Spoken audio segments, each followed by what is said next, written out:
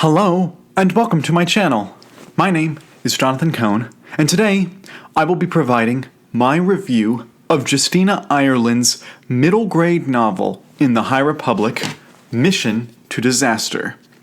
This is part of the final wave of the first phase of High Republic books, finishing out all of the Star Wars novels in the High Republic of this era. There's going to be, jumping back in Phase 2 to a previous time period, and then they'll finish it out with Phase 3 later on. So now we have had 3 adult novels, 3 young adult novels, and now with this we have the third middle grade novel. And so my review will be talking about my thoughts on this book as a whole. But first, before I begin this, I want to give a little bit of a caveat of how of my fraught relationship with Justina Ireland's books. To begin with, I'll say I've read her book Spark of the Resistance, which is another middle grade novel. I thought that this was, at the time, I was just eager to read anything to do with the Rise of Skywalker, and it turns out this really didn't have anything to do with the Rise of Skywalker, but I was looking for more material to read, and this was a fun read. Looking back on it, I have a lot more issues with it, and especially since the plot basically does almost nothing. That was a bit frustrating, but it was an okay read. And then I read her book, A Test of Courage, which at the time I was very frustrated with. The way that she dealt with certain characters. As I look back on it, I think I was a bit too harsh at the time, but I was very mixed on the book when I read it. I did like how it had more plot, it had seriousness, it had the potential for a series. I didn't like was the way that Justina Ireland wrote male characters. I think that that's her biggest weakness, and I also think that the book suffered from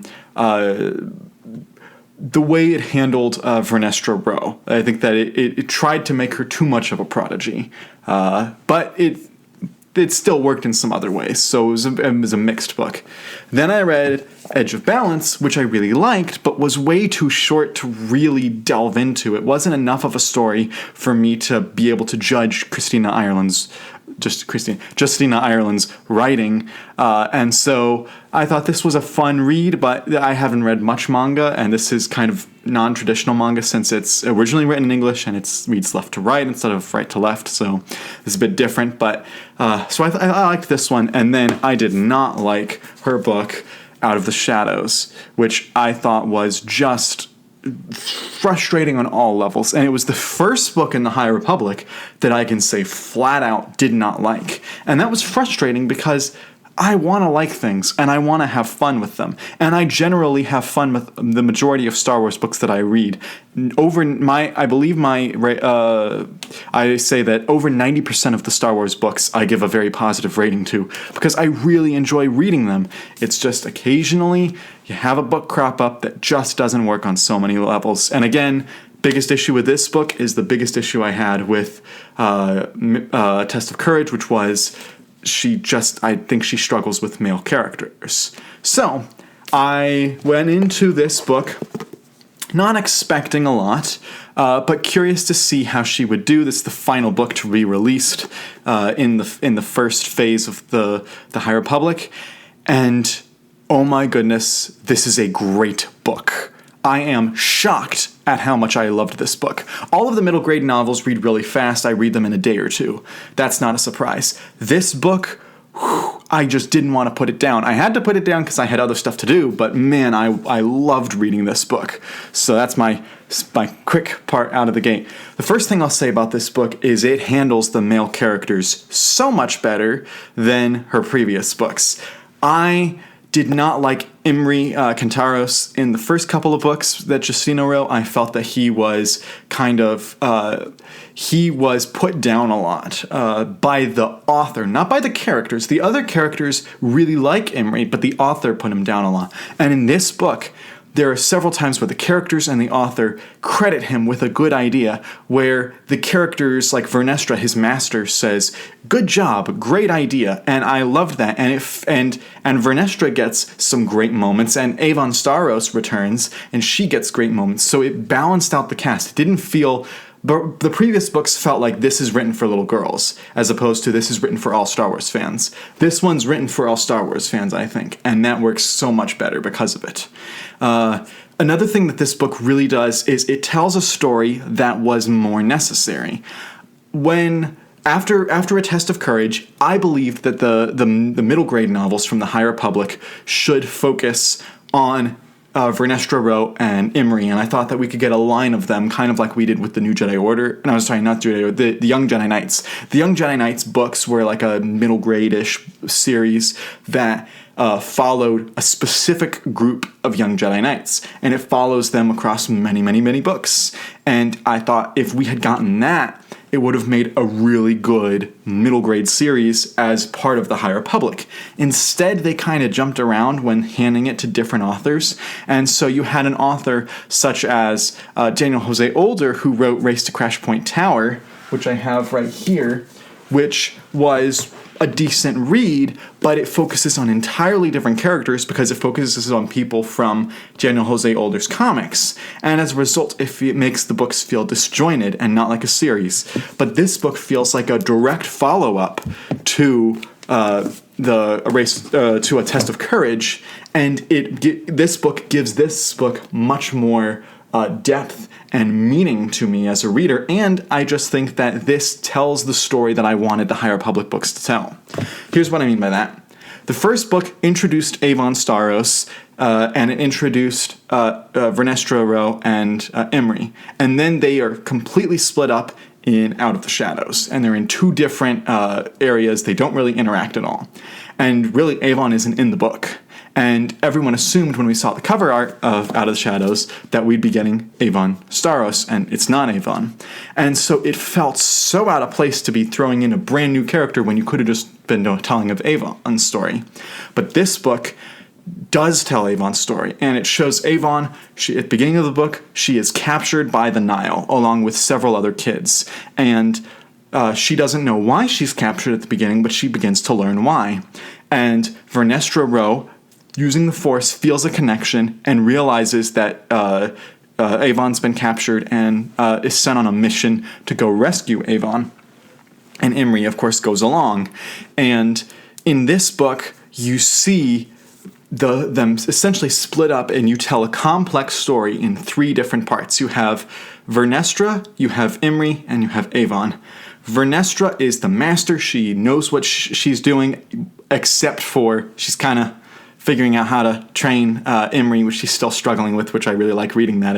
It makes her feel more human. And then you have Imri, who has feelings of friendship for Avon, but feels kind of useless as a Padawan at times. And then you have Avon, who's captured and is trying to formulate a way out. And what I like about her character is she shows of heightened intelligence, really smart writing from Justina Ireland in this book through Avon's character, of Avon saying, okay, I've looked and this is what's happening, and this is how, this is where I am, this is the information I've been given.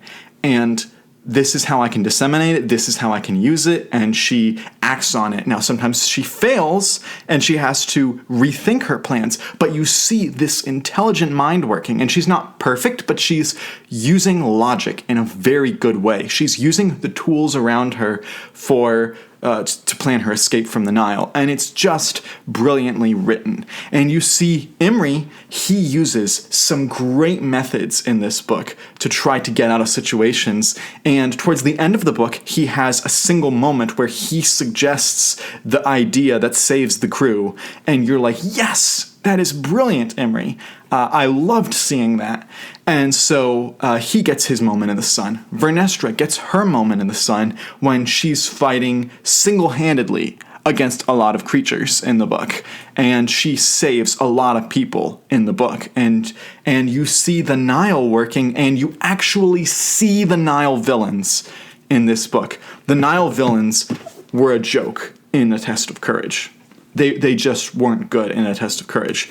But they actually make sense. They actually are smart. They are not bumbling idiots. They're good villains in this book. And I really liked the way that they seemed Some of them seemed evil because this is a children's book. You want to distinguish good and evil. But some of them seemed almost like you wondered maybe they're not so bad in some ways. And so I really liked the way that Justina Ireland put that kind of duality of the characters in there. And you saw a little bit, you never got a point of view chapter from the Nile, but you did get a little bit of insight into their psyche in the book, which I just thought was fantastic. Another part of the book that I really liked was the pacing. It's a fast-paced book. You're jumping around planet to planet to planet, trying to figure out the mystery. It's very much like a mystery to solve, and you would think with how short the book is, with how little information, and considering it's set in a galaxy far, far away, you'd be like, how can you tell a good mystery story for kids that's still effective? And there is a twist in this book. And once you read it, you're like, oh, that makes so much sense. That's a brilliant twist. The information is completely there for the reader to figure out if they just pay attention to certain details that the book provides. And so I loved reading that twist, and it made sense. And maybe other people won't think it's that big of a twist, and it really isn't like a huge, oh my goodness, look, this is so big. But the way it's revealed is impressive for a middle grade book to reveal like this. And so I just thought it was just a delightful read. I liked that it took a bit more risk by being a longer book. You know, A Test of Courage, although it looks larger, it actually is shorter. This is only about 230 pages. And then you have the really short book, Race to Crash Point Tower, which is less than 200 pages.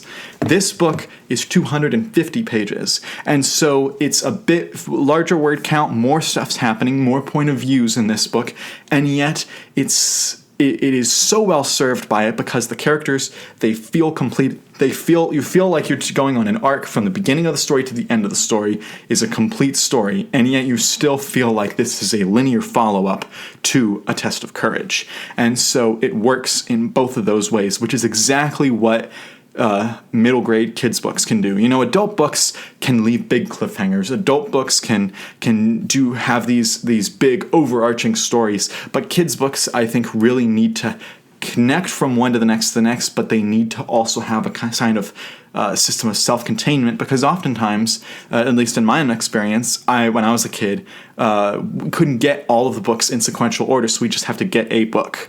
And Justina Ireland provides enough information that if this is your first of her High Republic middle grade novels, you will understand what's happening. The information is provided to the reader. And so I really liked that.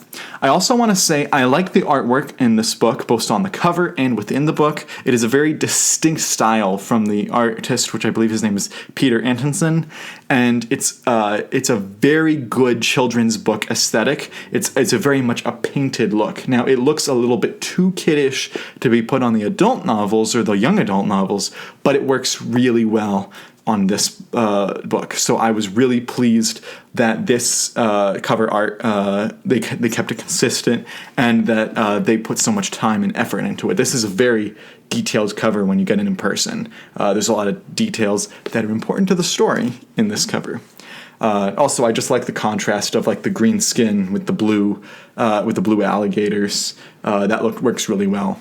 So overall, I loved this book. I've been gushing about it, and the fact that I don't generally like middle grade novels, I think they're okay. I actually enjoy middle grade a little bit more than some of the young adult in some ways, but this book was just phenomenal. It is up there in the High Republic series. It is, if you have to read any middle grade, read this one. I think it's fantastic, and it makes me appreciate Justina Ireland's other projects more because of it. So I love this book. I give it a 9 out of 10. Still have a few teeny tiny issues that I can't get into without getting into spoilers, but overall, loved this book, and I highly recommend it. And so if you've read this book, let me know in the comments, what did you think? Did you like it as much as me? Did you not like it so much? Did you think it was okay? Let me know in the comments. If you've read her other books, let me know your thoughts on her other projects. And the High Republic as a whole, now that I've read all of the prose work. I haven't read any of the comics yet, but I have read all of the novels. And I will eventually have a ranking video of all of the High Republic novels and my ranking of all the High Republic authors coming very soon. So Thank you for watching. Please subscribe to the channel, and until next time, I'm Jonathan, and thank you for watching.